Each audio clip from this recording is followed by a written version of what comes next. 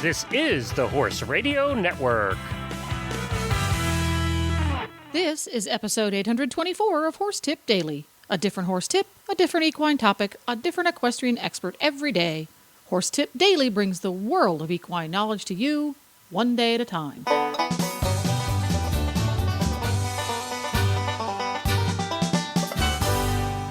Greetings, horse people. Coach Jen here, and thanks for tuning in to Horse Tip Daily. Today's tip is from Juli Slater. Juli grew up in Germany, where she took dressage and jumping lessons like most of her horse-crazy friends. But when she came to the United States, she discovered ranch work and has been working on and for ranchers and helping others improve their riding skills ever since. Today, Juli explains the turn back and the many benefits it provides. And we'll get right to our tip after this message from the IPHDA.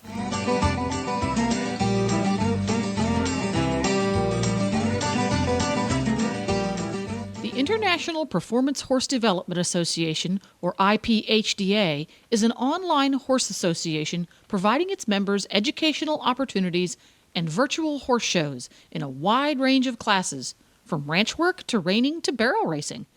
IPHDA even offers in-hand classes, so there's something for everyone. It's easy and fun to enter classes, too. No long drives to the horse show grounds, no hotels, no scrambling to schedule sitters while you're away. Members simply sign up for classes and submit their video according to the class's specifications. Like a live horse show, you'll compete with others, get judges' feedback, and win prizes. You can learn more at internethorseshow.com. That's internethorseshow.com.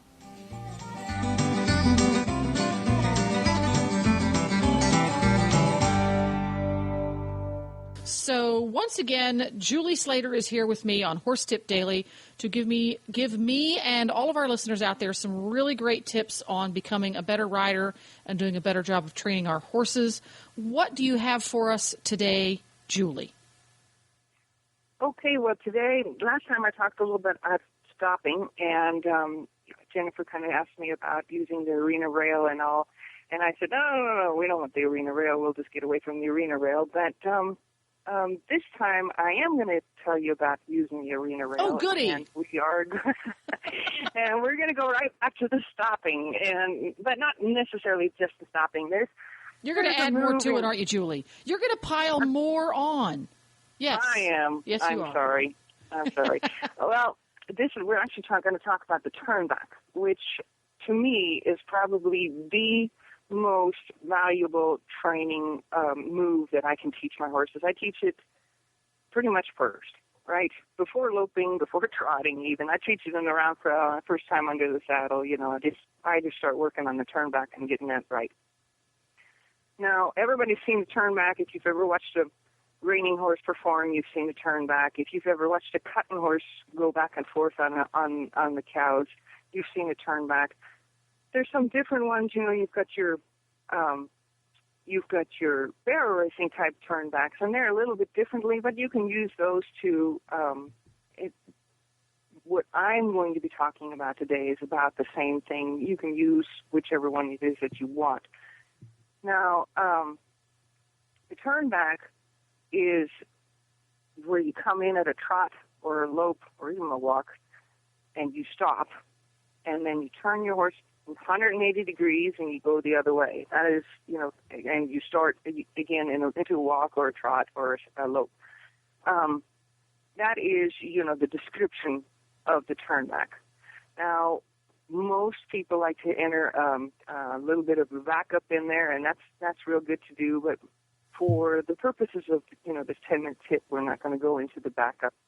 We're going to talk mostly about the turn, all right? So your stop is obviously part of this turn, and the exercise that I actually want you to ride and picture in your mind is a circle where you've got one point of your circle on where it touches a fence.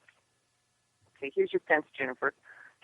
Yeah, I couldn't wait for a fence. I love a fence. Okay, thank you. Here's your fence, all right? So you want to space your circle just far enough to where your horse has maybe half of his body room. You want to place that about 3 feet away from the fence to where your horse has room to go ahead and turn his body into into the fence and going into the other way. Do you understand what I'm saying? Got it. Okay. So we're coming at a trot in the circle, and we're going to go ahead and shut her down for the whoa, and then we're going to rebalance our horse to turn towards the fence to the, I'm going to my right. We're going to go to the right into the fence, and then we're going to go ahead and go back up into a trot, which is the upward transition, and do another circle. And then when we come back to the fence, we're going to repeat the whole thing to the left. All right. That's kind of the exercise that I start my colts on just as soon as they are out of the round trial. This is exercise number one for anything that I ever ride. So here we are. The reason that this is a really excellent exercise is, number one, it develops coordination for your horse that you will have a hard time developing anywhere else. Your horse has to be stopping, he has to be turning, and then he has to do the upward transition. There's a whole lot of few little bitty requests into this exercise that are concentrated, and there's really not much your horse can do except do what you tell him to do. So that's one of the reasons why it's a good exercise. Number two, the exercise is very, very muscle intensive, and it's also stamina intensive. So if you've got a horse that's kind of hot under the collar, and you need to get him kind of rode down, and you need to get him rode down pretty soon, this is a really good exercise to get a hot horse feeling like he's maybe a little bit more cooperative.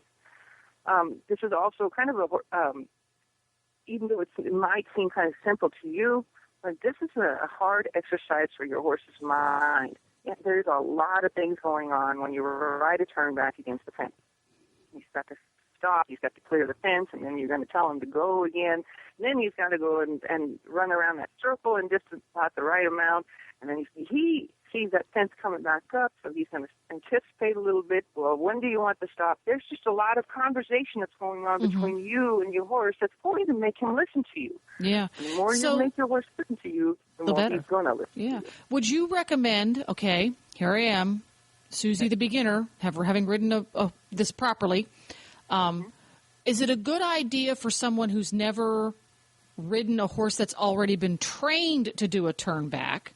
We're going to make the assumption that rider is reasonably accomplished and understands the aids. Should they start this process at a walk, or is it better to start it even from the get-go at a trot? Are we talking about Susie the beginner or the rider that's accomplished? The accomplished rider who can manage their walk and their trot and their lope, but has never worked with the turn back process. I'd go to the trot. Go to the trot first. Okay. I'd definitely go. Now, Susie the beginner needs to go ahead and think about all the things that are involved in this one exercise. There's different, I think there's 5 different maneuvers. There's a downward transition, and there's your stop. And you should turn, there's your turn into the fence, and then there's a turn out of the fence, and then there's the up the transition, and then your circle. So we've got 6 different maneuvers in one exercise. So that's an interesting exercise for bare bones novice beginners who are really just working on their skill sets to coordinate a number of different aids all into sequence. So this is a double whammy tip, folks, because the beginners can use it in one way. At the walk, there you go. And then the slightly more advanced riders can be working on this into the trot. And then, at what point is a rider going to be able to sensibly move this exercise into a lope? But what would be some things that they would look for? As soon as your horse is able to put 2 steps together in a lope, this exercise is so valuable. The thing is, you don't need to nail your horse down to a stop out of the lope. You can. If your colt is just coming and he's just kind of developing himself a little bit, go ahead and let him take a few trotting steps as you come down to the stop. Mm-hmm. But if you want to teach your horse a really good lope departure on the correct lead, you're going to use the turn back to do it. It's really an excellent exercise. There's just, this is the kind of exercise that's like this one size fits all for everything. Now, the one thing that I do want to talk to you about in this turn back is that you do not want to start thinking about the hind end, because I have found riders go through all kinds of tricks trying to keep their horses to hold their hind end still. But the turn back, just like everything else in horseback riding, works on forward motion. The turn back is not something where you roll your horse back over its hind end. You need your horse to move his front. If your horse is not using his hind end, you need to move his front end so that if you move his front end, he's going to use his hind. So as you turn that turn back, quit thinking about making the hind end stand still. Instead, think about making the front end move laterally. Aha! This is key. You understand that? This is key right here. I'm going to write that in big letters and underline it. Okay, I got it. Absolutely.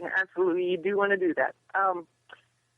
So, for example, you come down to a stop on the fence, and you're looking at the fence to your right, and it's about 3 feet away. How are you going to make your horse turn his 6-foot body into the fence? Anyhow. Yeah, how's that going to work, huh? Help. Well, it's kind of up to him to do this, all right? You know, he can double himself. You know, I mean, if he was in a tight spot, say you put your horse between 2 gates, and he's got a big adult horse on the other side, and the other horse is telling him, look, you need to get out of here, he's going to go ahead and turn himself out around in a very short space, isn't he? Oh, yeah. They're good at that when they really want to. That's right, when they really want to. Now, it's up to you to make your horse really want to, okay? So give your horse maybe 4 feet for a while you're first starting to practice this. But go ahead and turn his head into the fence. All right, just take that head, turn it into the fence, and right about when that second eye starts getting close to, even with the fence, you start using your outside leg, and that would be the outside leg of the horse, or the inside leg of that particular circle, the leg that's away from the fence, and you start moving that front shoulder. And you move it to follow that head. You don't move it away, and you don't think about anything else other than forward motion. And you've turned your horse's head into the fence. And now, and I really kind of want you to make sure he's just clearing, has that head turned into the fence to where when he moves forward, he's going to go the other way. You're going to have that 180-degree turn that you're listening for. Got it. So once your horse has got his head turned towards the fence, you use your leg to move his front end. And just move it. I mean, just get after him. And tell him to move that front end to follow his head. And by the time he gets done wallowing his front end around and following that head around, he's going to have your turn back done. And then it's going to be really, really easy to keep that motion going and to go start into your lope or trot or walk circle going the other way. Do you understand that, Jennifer? I understand it completely, and you make it sound so simple, but I know I'm going to spend the next month and a half practicing this. Because your horse is probably pretty used to dropping his shoulder and not to picking up his shoulder and to cheating you because you've been thinking about the hind end for I don't know how long. How do you make that hind end stand still? What I'm trying to get you to do is quit thinking about the hind end and start thinking about making that front end move. There we go. That's a really fascinating and interesting way to look at it because the front end does have to move in order for the back end to carry that weight. So for all of our listeners out there who now have fireworks going off in their brains because they're going to work on this for the next month and a half like I am, where can our listeners... Well, I do feel free to call me on that. I mean, if you are having any problems with this, I'll be so happy to talk you through it or to get some Skype lessons going or even just some, video lessons and such like that. I mean, do feel free to call me on this, but... Yeah, give our listeners your website address. SlaterHorseTraining.com. SLATER horsetraining.com. And you have a Facebook page too, right? Yep, Facebook page, and I'm on Facebook privately. You can look me up on that too. So on Facebook, I can find you under Slater Horse Training, right? Right. Or as Juli Slater.